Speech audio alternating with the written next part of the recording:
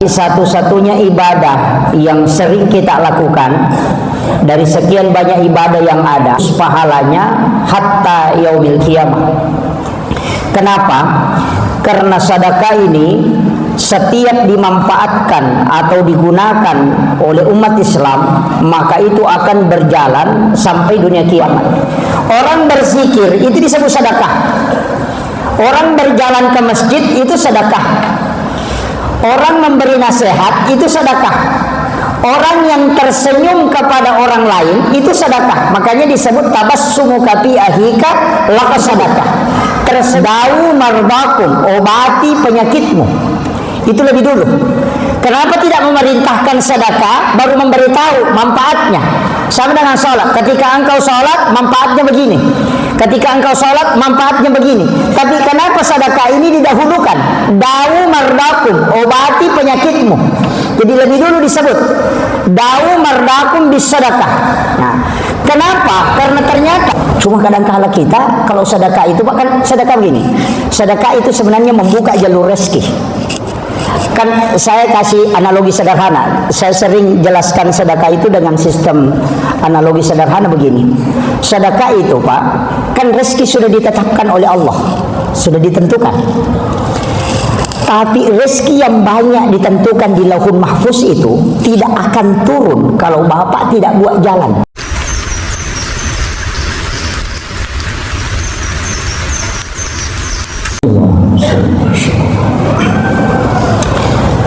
Bismillahirrahmanirrahim. Assalamualaikum warahmatullahi wabarakatuh.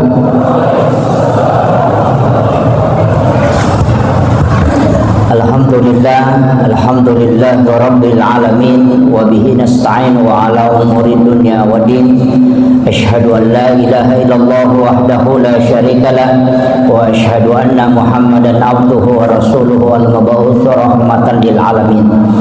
Allahumma shalli ala sayyidina Muhammadin tibbil qulubi wa dawaiha wa afiyatil abdani wa shifaiha wa nuril absari wa diyaiha wa ala alihi wa sahbihi wa sallim. Ma'asyiral muslimin, sidang jamaah salat tarawih yang insyaallah dirahmati dan dimuliakan oleh Allah Subhanahu wa taala. Pada kesempatan ini saya ingin menyampaikan satu amalan yang tidak akan pernah terputus walaupun orang itu sudah meninggal. Sebenarnya kalau kita bicara amalia, sholat itu bagus, tapi berapapun jumlah rakaat yang kita kerjakan, maka itu akan terhitung paten, tidak akan bertambah. Kalau kita meninggal, tidak mungkin ada tambahan pahala sholat. Karena sholat dikerjakan semasa hidup, tapi setelah meninggal itu tidak mungkin ada tambahan. Haji, kita melaksanakan ibadah haji, setiap tahun kita mungkin berhaji atau umrah, tapi ketika meninggal maka tidak mungkin ada tambahan pahala. Tapi satu-satunya ibadah yang sering kita lakukan dari sekian banyak ibadah yang ada, pahalanya hatta yaumil qiyamah. Kenapa?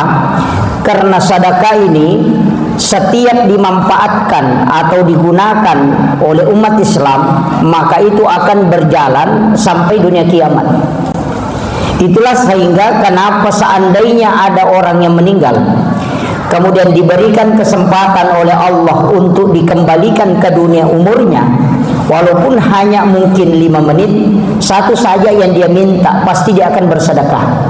Kenapa? Karena sedekah adalah satu-satunya ibadah yang langsung didapatkan. Baik, kita harus tahu bahwa sedekah ini akan berjalan terus sampai akhir kehidupan. Makanya innama tuwaffawna ujurahum yaumal qiyamah. Kitab catatan amal manusia itu ketika wafat itu tidak tertutup. Yang tertutup itu adalah usianya. Makanya orang yang meninggal itu disebut tutup usia. Jadi bukan tutup catatan amal. Kenapa buku catatan amalnya terbuka? Itu karena masih menunggu amal jariah yang pernah dia lakukan. Kalau sholat tidak mungkin. Orang yang meninggal itu sudah paten. Kan orang seperti masjid. Di masjid Rauda ini semua sedekah yang kita sudah keluarkan dan dimanfaatkan di masjid itu akan berjalan pahalanya sampai kiamat. Maka orang yang bersyukur adalah orang yang memiliki ladang pahala sebelum dia meninggal. Tapi sedekah ini juga terbagi. Makanya di dalam Al-Quran itu disebutkan man jaa bil hasanati falahu asyru amsalihha. Siapa yang melakukan satu kebaikan, maka Allah akan membalasnya dengan 10 kebaikan. Di ayat yang lain Allah menggunakan kalimat masalul ladzina yunfikuna amwalahum fi sabilillahi kamasali habbatin ambatat sab'a sanabila fi kulli sumbulatin mi'atu habbah. Itu beda. Kalau dia pakai kaidah man jaa bil hasanati falahu asyru amsalihha, artinya setiap segala kebaikan yang kita lakukan satu itu nilainya 10. Makanya bapak sedekah di masjid ini 2.000 rupiah, itu nilainya 20.000. Kalau dikalikan 10, tapi kan ada nanti kena masalul ladzina yunfikuna amwalahum fi sabilillahi kamasali habbatin ambatat sab'a sanabila fi kulli sumbulatin mi'atu habbah. Kenapa di situ menggunakan infak? Masalul ladzina yunfikuna. Yang pertama itu manja bil hasanati, karena memang harus dibedakan. Ada yang dikatakan sedekah, ada yang dikatakan infak.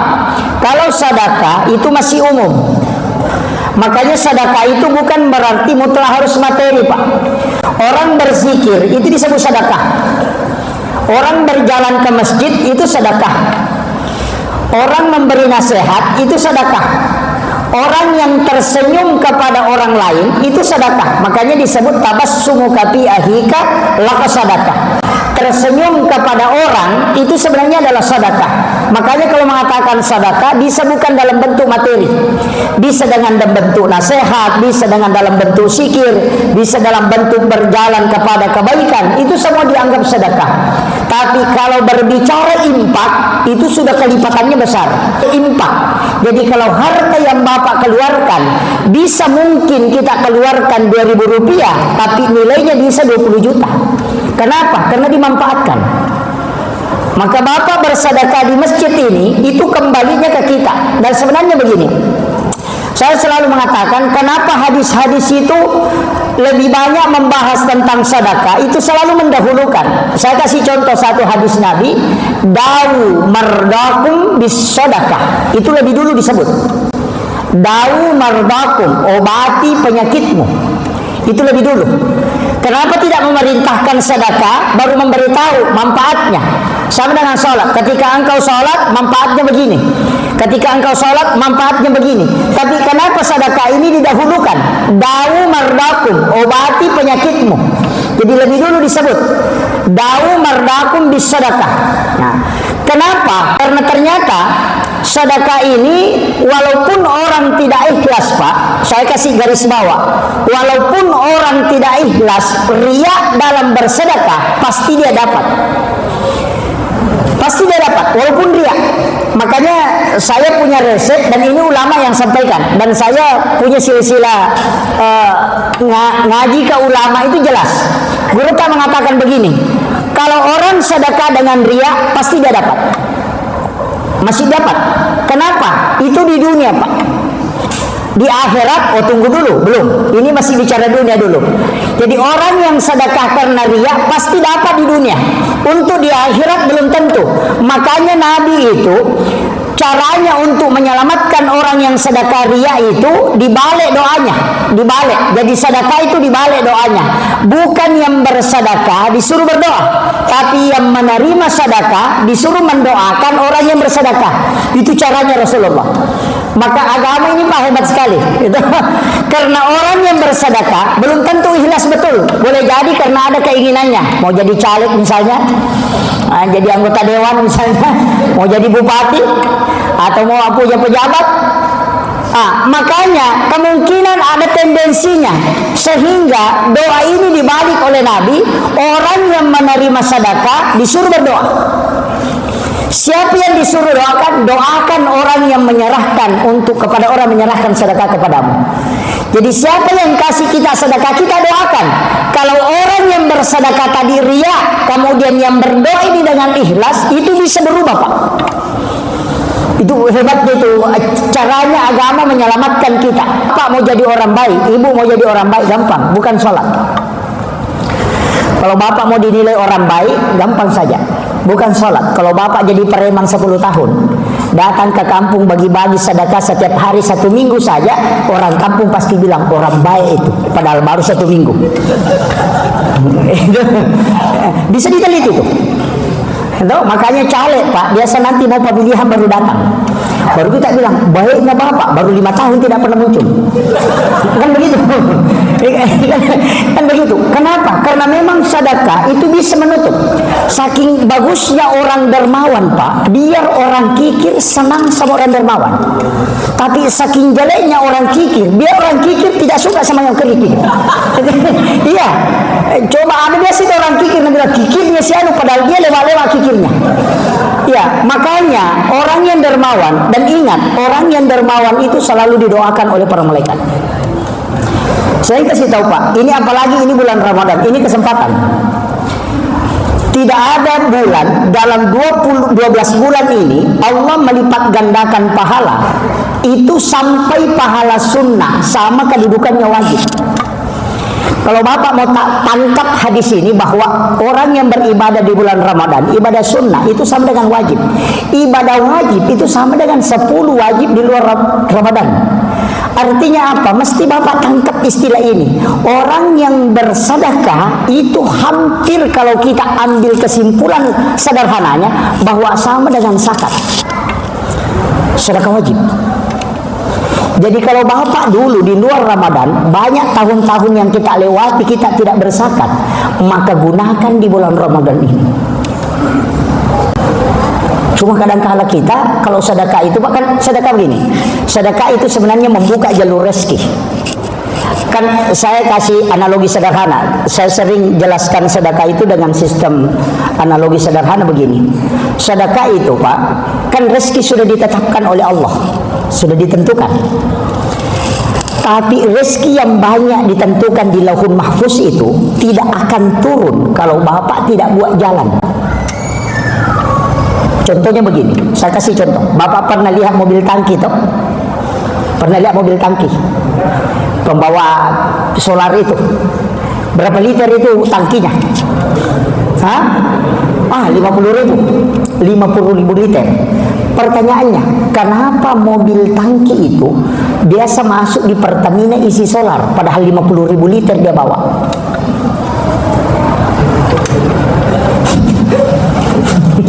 Coba pikir, analogi sederhana. Dia sudah bawa solar 50.000 liter, melekat lagi di badannya, tapi habisan solar. Masuk di Pertamina isi solar, padahal dia bawa solar. Kenapa? Karena tidak ada selang dari tangki besar masuk ke tangki mobil. Itu kuncinya. Bapak walaupun banyak rezekinya di Lauhul Mahfuz, kalau Bapak tidak bikin selang naik, jalur naik, itu tidak akan turun. Makanya buka selangnya dengan bersedekah. Itulah karena Nabi mengatakan as-sadaqah, sedekah itu membuka jalan rezeki. Makanya kalau ada orang susah rezekinya, suruh rajin bersedekah. Dan periksa Pak, di Sorong ini Sorong, keliling ke kota Sorong, pokoknya datangi semua orang kaya, cari orang yang paling gemar sedekah. Apakah ada yang miskin? Pasti tidak ada. Tidak usah di Sorong, seluruh Indonesia. Kalau orang rajin sedekah, pasti tidak akan miskin. Tapi yang kadang bangkrut itu Pak, yang kikir. Coba periksa, apalagi yang sudah janji baru tidak keluarkan, oh pasti Allah murka itu. Biasa kalau kita bangun sesuatu, dia bilang bangun nih, nanti saya bantu. Sekalinya jadi tidak membantu. Itu biasa dijatuhkan, karena hal yang paling berat itu ketika sudah dijanjikan, maka ujiannya besar Pak. Makanya bisa kita buktikan itu. Makanya orang yang rajin sedekah itu tidak ada miskin. Makanya saya tadi mengatakan buka jalur rezeki. Makanya kalau 2.000 rupiah ya pipet. Mau sedekah lancar rezekinya turun, katanya cepat nanti turun rezekiku 2.000, malaikat itu pusing. Ini masih selang kecil ini. Kalau 10.000 itu sudah besar-besar. Nah, makanya ketika Gus Dur jadi presiden, itu gambar uang langsung dirubah. 100.000 dikasih gambarnya Soekarno, pakai songkok, pakai jas. Uang 1.000 kaki tempat murah, tidak pakai baju, pakai parang. Dari gambarnya saja sudah bisa kita tebak. Kalau mau datang ke masjid, cari uang yang pakai songkok dan pakai jas. sudah ditebak gambarnya. Nah, tapi kalau mau ke kebun, cari yang bawa parang. Cuma kadang kita kebalikannya. Itu kan kalau ke masjid, makanya uang 100 itu Pak dengan uang 1.000 pernah berdebat itu. Uang 100 bilang, uang 1.000, kau dari mana? Saya cari-cari, kau kita bersamaan keluar dari pabrik mulus. Ternyata kita lama baru ketemu. Astaga, aku itu hancur-hancur badanmu. Sudah kusut sekali. Saya cari kau di penjual mobil, tidak ada. Di toko emas tidak aku dapat. Di kantongnya Pak Camat juga tidak ada. Di mana kau pergi? Dia bilang uang 1.000. Oh, memang tidak ada Kak di situ, Bos. Saya itu cuma di penjual sayur.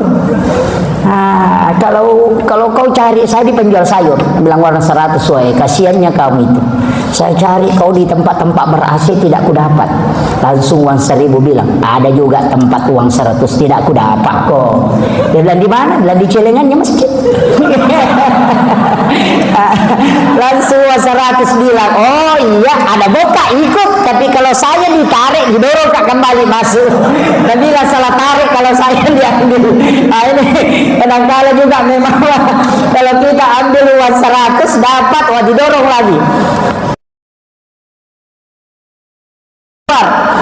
Baru dicari lagi yang paling hancur. Baru bilang nanti panitia tukar juga itu. Ini jadi masalah. Makanya saya inginkan sebenarnya begini, sedekah itu bisa mengobati penyakit, Pak. Itu sedekah dan itu terbukti banyak di beberapa peristiwa itu. Bahkan saya beberapa kali ketemu Pak orang yang sudah diponis dokter itu tinggal 3 hari. Dia mengatakan anak cucumu, dia katakan anak cucumu ini akan meninggal karena dia kena satu gangguan di otaknya itu, dan itu dipastikan tidak bisa hidup.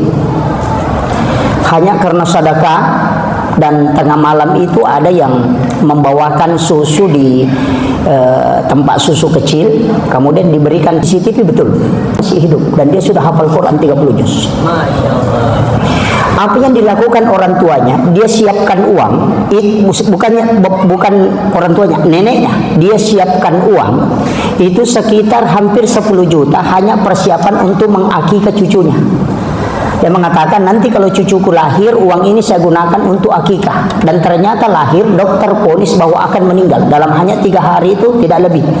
Kemudian dia hanya mengambil itu, kemudian dia bagi 2. Ada yang dia masukkan ke panti asuhan, ada yang dia masukkan ke masjid. Kemudian dia mengatakan mudah-mudahan cucuku akan mendapatkan pahalanya itu. Itu dia niatkan. Tapi ternyata apa yang terjadi, Allah berkehendak lain. Sesuatu yang mustahil menurut manusia itu tidak mustahil. Makanya dari situlah kenapa Rasulullah mengatakan da'u mardakum bis sedekah. Dia dahulukan, obati penyakitmu dengan sedekah. Tapi bukan sedekah sembarang, Pak.